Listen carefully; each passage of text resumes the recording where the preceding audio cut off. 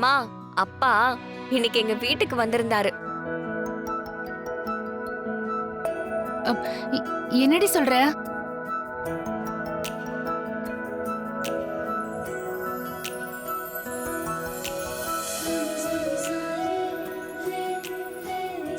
ஓஹோ, இதான் பஞ்சாயத்து ஆபீஸா? அப்பா இங்க ஒரு பைய விட்டுட்டு போயிட்டாருமா.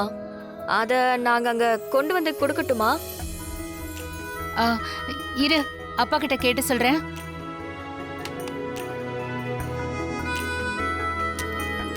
ஏங்க, பஞ்சாயத்து ஆபீஸ்ல ஏதோ பேக விட்டுட்டு வந்துட்டீங்களாமே,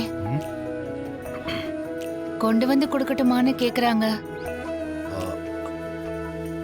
அது கொண்டு வர தேவையில்லை.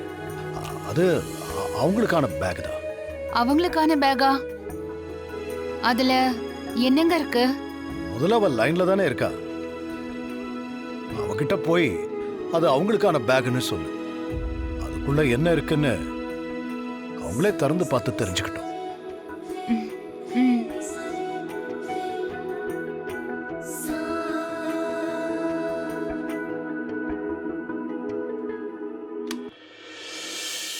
தனா, அது உங்களுக்கான பேகா.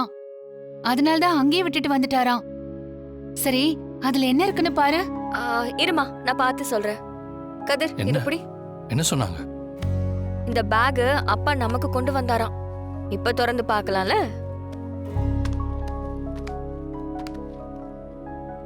என்னது இது?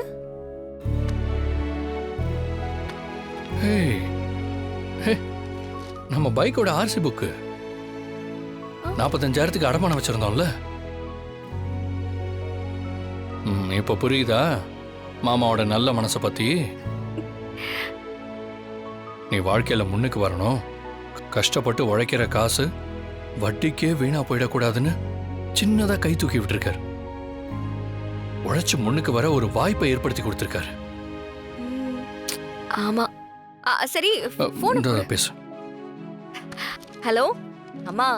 பாத்தியா தனா, பொண்ணு மருமக மேல பாசம் இல்லாமலாம் இல்ல.